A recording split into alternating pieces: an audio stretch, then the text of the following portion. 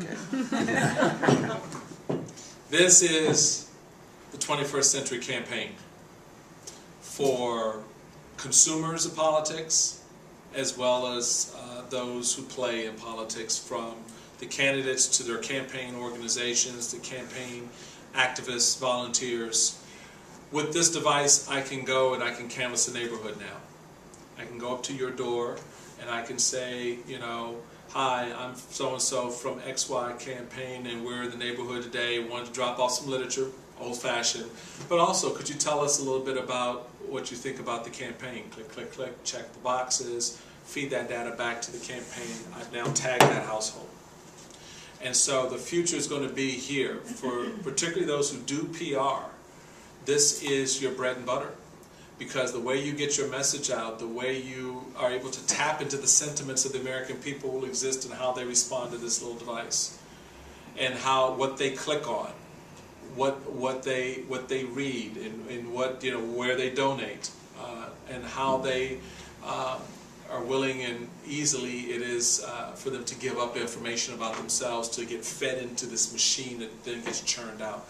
The Republicans created this little thing called micro-targeting way back in the early 90s, and it was the standard a lot for politics. The Democrats will tell you that's the one thing they wish they could get their head wrapped around to utilize at that time, but they didn't.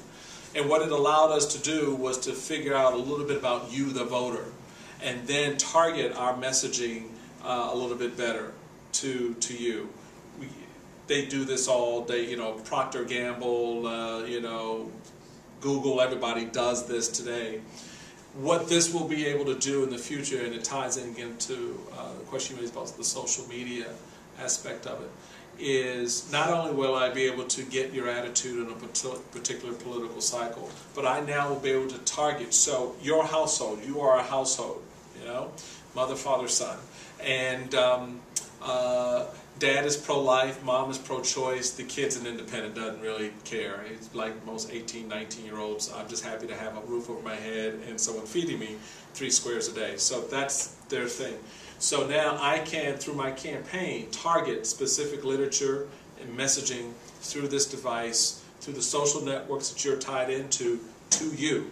So I can send a mailing to, instead in the past I would send a mailing to the household. It would be a pro-life piece. Well, I've just pissed off the pro-choicers in the house, or vice versa.